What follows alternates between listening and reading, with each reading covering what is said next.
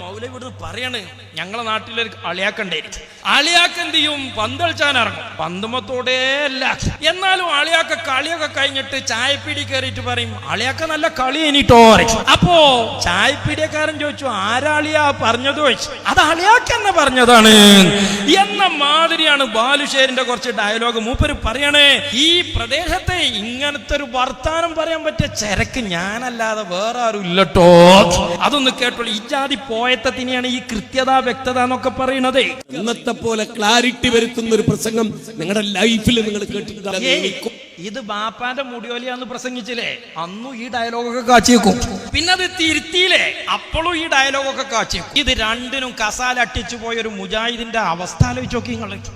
എനിക്കുറപ്പാ, മനസ്സിലായിക്കൂടി. അങ്കടി മുഖർ രൂപപ്പെട്ടതിന് ശേഷം നിങ്ങൾ കേട്ടിട്ടുണ്ടാവില്ല. എനിക്ക് അളിയാക്കാക്ക് ഉറപ്പാ കളി ഉഷാറാണ് എന്നുള്ളത് കണ്ടുന്ന ഗ്യാലറിയിലുള്ളവർക്ക് തോന്നണ്ടേ.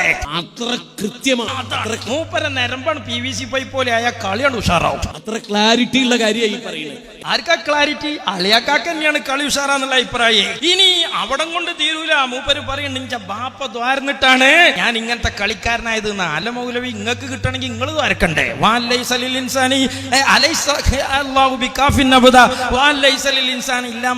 ഉണ്ടായിട്ട് നിങ്ങൾക്ക് ബാപ്പാനെ ഏൽപ്പിച്ച നിങ്ങളെന്താ? നിങ്ങൾ ദ്വാരന അള്ളാഹ് തരൂലേ?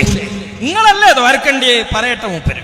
കാരണം മനുഷ്യനായിട്ട് ഈ പ്രസംഗം കേൾക്കുന്നവർ മനസ്സിലാണ്ട വിത്തില്ല എന്നോട് പറയും. ഇല്ലേ, ഒറ്റ മനുഷ്യങ്ങളെ സദസ്സിലുണ്ടായാലില്ല. ഉണ്ടാകുമെങ്കിൽ ബാപ്പാന്റെ മുടി പോലെയാന്ന് പറഞ്ഞതും കേട്ട് വാട്ടപ്പിരി വന്ന് കസാല എട്ടിച്ചു പോയി ചോറയിച്ച് മനസമാധാനത്തിൽ കടന്നുറങ്ങി. മനുഷ്യനാണോ?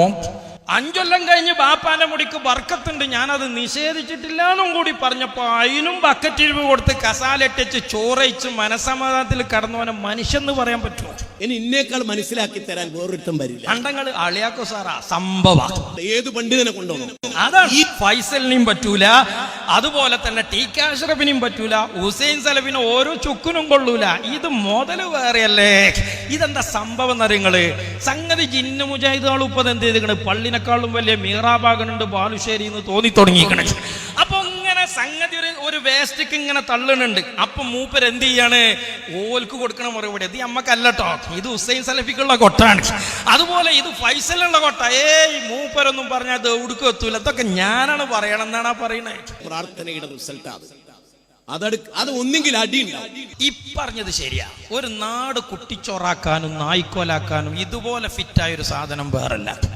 വളച്ചെട്ടാൻ ഞങ്ങളില്ല, വളച്ചെട്ടി പറയാൻ പറ്റില്ല. ഇല്ല, അതാണ് മൂപ്പർക്കുള്ള ഒരു കോണം. പച്ചക്ക് അന്ന് വായിച്ചത് എന്താ അതാണ് പറയുന്നത്.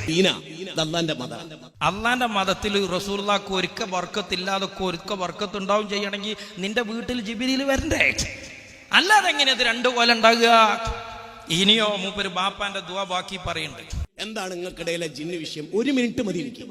നിങ്ങൾ പക്ഷെ തലച്ചോറുള്ളവരാവണം. പെരിച്ചായി തലച്ചോറ് തിന്ന തലച്ചോറേറ്റിന്റെ അടുത്ത് വരും. ഇതെന്താ സംഭവം എന്നറിയങ്ങള്? ജിന്ന് മുജാഹിദിൽ ഇയാളെ എടുക്കാ ചരക്കാക്കുകയാണ്. അപ്പൊ ഇയാള് ജിന്ന് മുജാഹിദോട് പറയാണ്, ഈ ജിന്ന് പ്രശ്നമൊക്കെ ഞാൻ പറയുമ്പോൾ ഒരാളും പറയാൻ കഴിയൂല, ഞാനിത് 2 മിനിറ്റ് കൊണ്ട് തീർത്തു വരും. എന്നിട്ട് മൂപ്പര് പറയാ, ഇത് സക്കരിയ ഒന്നും ഉണ്ടാക്കിയ സാധനമല്ല, ഇത് ഞാനാണ് ഈ ജിന്നു മുജാഹിദിനെ ഉണ്ടാക്കിയത്. ഇപ്പൊ നിങ്ങൾക്ക് ഞാൻ പറ്റണില്ലല്ലേ എന്നാ മൂപ്പരാ ചോദിച്ചിട്ടുണ്ടേ. സ്വയം തലച്ചോറ് വർക്ക് ചെയ്യുന്ന ഉറപ്പുണ്ടെങ്കിൽ ഒരൊറ്റ മിനിറ്റ് മതി എനിക്ക്. ഇല്ലേ, അങ്ങനത്തെ ഒരുത്തനും നിങ്ങളെ സാഹസിൽ ഉണ്ടാവില്ല. അല്ലെങ്കിൽ 2 കോലത്തിൽ ബാപ്പാന്റെ മുടിയോലി ആയത് പിന്നെ ബർക്കത്തുള്ള മുടിയാകുമോ? ഇനി 13 കൊല്ലൊന്നും വേണം. അതുകൊണ്ടാണല്ലോ ഈ പ്രശ്നം വന്നപ്പോ ആദ്യം പ്രസംഗിച്ച ആള് ഞാനാ. അപ്പൊ ജിന്നു മുജാഹിദിന്റെ ഫൗണ്ടർ സക്കരിയ ഒന്നല്ല, ഞാനാണ്. ഇപ്പൊ നിങ്ങൾ ഇഞ്ഞ കൊലൈമലും നിങ്ങൾ ഔത്തപ്പള്ളിയിലും അല്ലേ എന്നാണ് ചോദിക്കണത്. മുജാഹിദിനെതിരെ ആദ്യം ശബ്ദിച്ചത് സക്കരിയ സ്വലായോ ഹുസൈൻ സലഫിയോ കുഞ്ഞുമുഹമ്മദ് മദനി പറപ്പൂരോ TK അഷ്റഫ് അല്ല. നേതാക്കളൊക്കെ പോലാ, പക്ഷെ ഈ സാധനം ഉണ്ടാക്കിയത് ഞാനാണ് എന്നാണ് പറഞ്ഞത്. സാധുവായ ഈ ഉള്ളവനാ കണ്ടങ്ങള് ആ തട്ടെന്താ കൊട്ടില്ലേ? അതിന്റെ അന്തസ്സിന്റെ നെഞ്ചത്തുന്നുണ്ട്. നാളെ കണ്ടങ്ങള് ആളിയാക്ക ചില്ലറക്കാരനല്ല. എന്ത് തോന്നിയാലും മോന്തായം വളയുന്നു എന്ന് എനിക്ക് വേഗം തോന്നാറുണ്ട്. വളഞ്ഞാ ഞാൻ അപ്പ പറയും. അതുകൊണ്ട് ആർക്കും ഇഷ്ടമല്ല. ഞാനെന്താ മുതൽ നിങ്ങൾക്ക് മനസ്സിലായിക്കണോ? ചിലപ്പോ സ്റ്റേജിൽ ഇരിക്കുന്നവർക്ക് ചിലപ്പോ പറ്റൂല. കണ്ടങ്ങള് അതതിന്റെ ആകത്തുക. സ്റ്റേജ് കുത്തുറുന്നോൽക്ക് തന്നെ ഞാൻ പറ്റണില്ല, പക്ഷെ ഇത് ഞാൻ ഉണ്ടാക്കിയത്. പക്ഷെ നിങ്ങളപ്പ അതിന്റെ കൈകാര്യക്കാര് എന്നാണ് പറയണേ. എന്റെ മൗലവി നിങ്ങൾ പറയണ എന്താ വെച്ചാൽ വഹാബിയൊക്കെ ഒരു പൊതു സ്വഭാവം ഉണ്ട്. നോണ പൊതിഞ്ഞാ പറയാ, പാഷാണം പട്ടുപോയിട്ടാ കൊടുക്കുക. നിങ്ങൾക്ക് അങ്ങനത്തെ കഥയൊന്നുമില്ല. പാഷാണം അച്ചേൽക്കാണ് ഛർദ്ദിക്കും. ഇതാണ് നിങ്ങളും മറ്റേ മുജാഹിദും തമ്മിലുള്ള വ്യത്യാസം. അപ്പൊ നിങ്ങളെ ഈ ക്ലിപ്പ് കൊണ്ട് മറ്റേ മൗലവിമാർ കുടുങ്ങുന്നുണ്ട്.